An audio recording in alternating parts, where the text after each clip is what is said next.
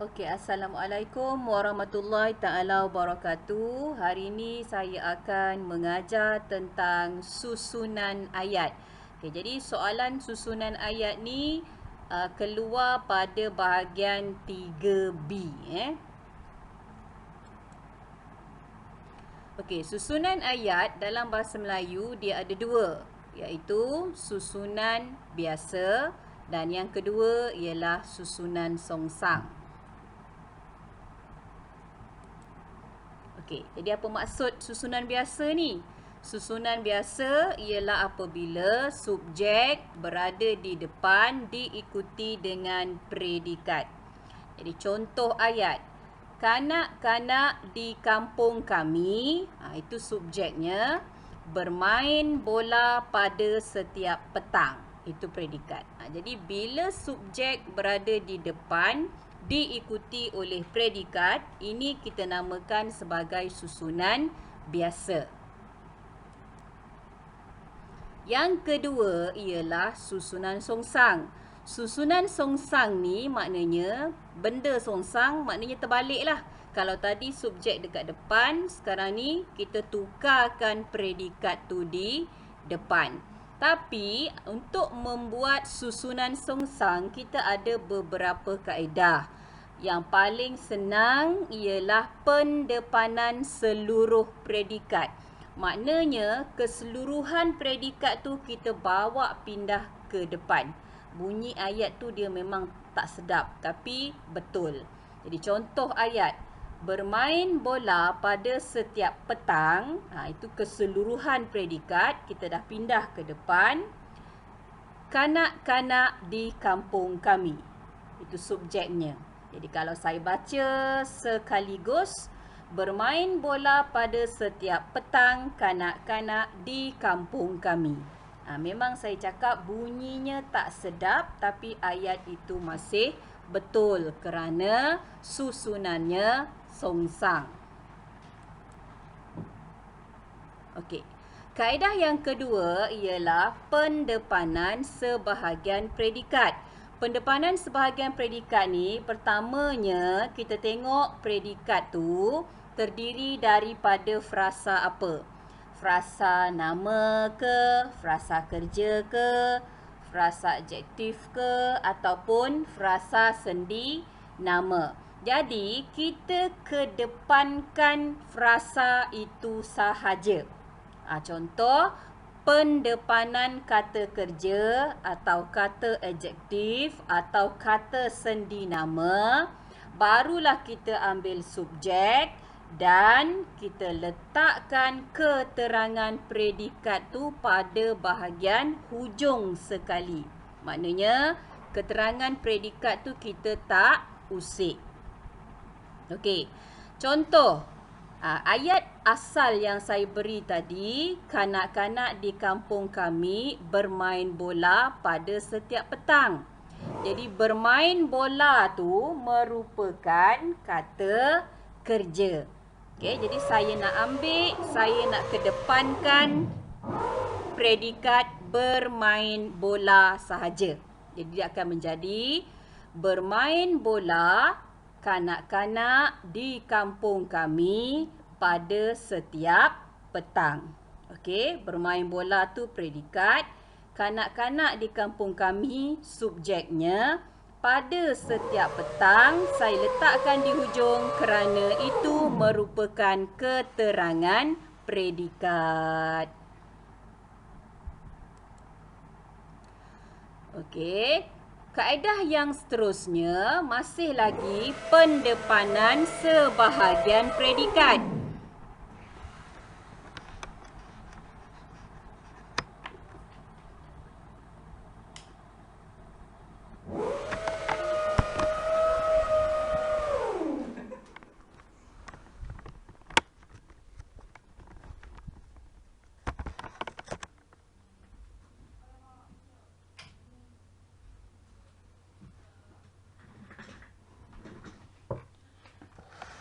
Pendepanan sebahagian predikat yang kedua ni saya ambil dari segi keterangan predikat sahaja yang kita bawa ke depan.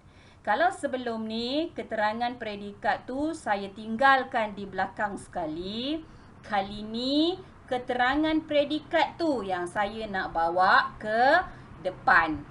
Jadi formula dia pendepanan keterangan predikat diikuti oleh subjek dan diikuti oleh predikat asal. Tapi kena ingat ya, ayat-ayat yang macam ni biasanya ayat yang panjang lah, yang ada keterangan predikat. Jadi contoh ayatnya, pada setiap petang. Okey, jadi pada setiap petang tu merupakan keterangan predikat. Jadi saya bawa keterangan predikat tu letak di depan. Diikuti oleh subjek. Subjeknya kanak-kanak di kampung kami. Dan predikat asalnya ialah bermain bola. Jadi ayat tu kalau kita baca sekaligus menjadi pada setiap petang kanak-kanak di kampung kami bermain bola.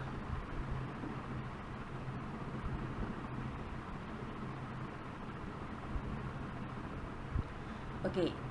Jadi apabila kita telah memahami kaedah ataupun bentuk susunan biasa dan juga susunan songsang, bentuk-bentuk soalan SPM ada dua sahaja, iaitu menukar susunan ayat biasa kepada susunan ayat songsang atau menukar susunan ayat songsang kepada susunan ayat biasa.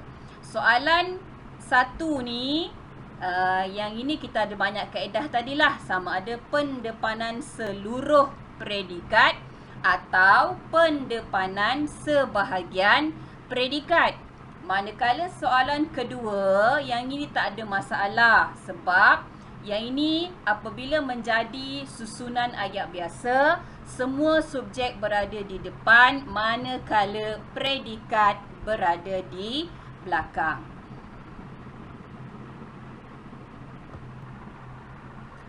Baik ya, jadi untuk menjawab soalan ni, kamu perlu ingat jawapan kamu hanya melibatkan susunan ayat saja.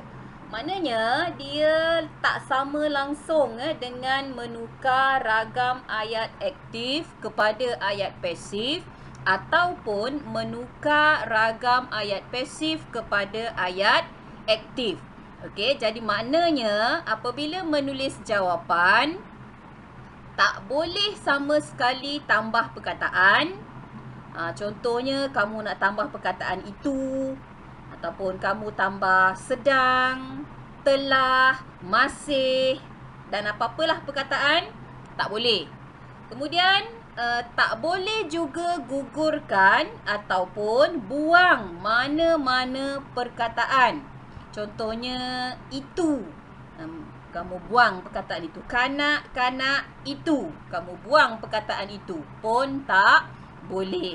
Dan yang satu lagi, tiada perubahan perkataan. Maknanya apa-apa perkataan dalam tu kamu tak boleh ubah. Yang ubah perkataan ni biasanya dalam ayat aktif kepada ayat pasif ataupun ayat pasif kepada ayat aktif. Yang ni contohnya dimasak oleh emak, pasif, kita tukar kepada aktif, dia akan menjadi emak memasak. Dimasak oleh emak menjadi emak memasak. Jadi dalam menukar susunan ayat, perubahan-perubahan yang semacam ini tidak ada, tak boleh. Kita cuma ubah kedudukan perkataan sahaja. Subjek kita pergi belakang, ataupun predikat kita pergi depan, ataupun sebahagian daripada predikat kita bawa ke depan. Itu sahaja. Jadi kalau ada penambahan perkataan, pengguguran perkataan ataupun kamu ubah mana-mana perkataan, maka jawapan kamu automatik salah.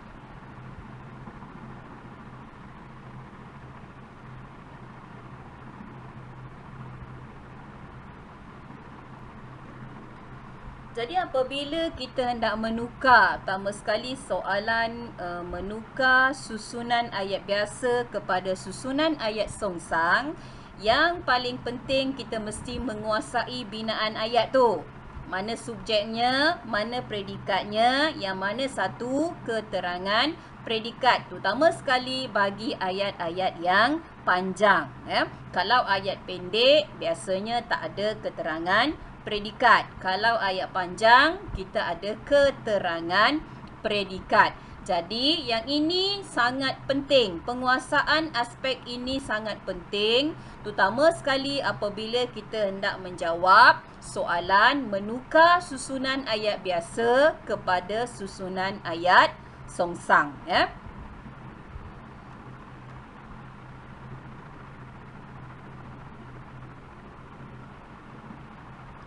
Dan saya ingin mengesyorkan, jika soalan menukar susunan ayat biasa kepada susunan ayat songsang, kamu pilihlah cara yang paling selamat, cara yang paling senang, iaitu pendepanan seluruh predikat. Maknanya, keseluruhan predikat itu kamu pindahkan ke hadapan dan yang bahagian belakang ayat ialah subjek ayat. Cara ni cara yang paling selamat. Memang apabila kita baca ayat tu bunyinya tak sedap, tapi dari segi hukum susunan ayat songsang, ayat itu betul.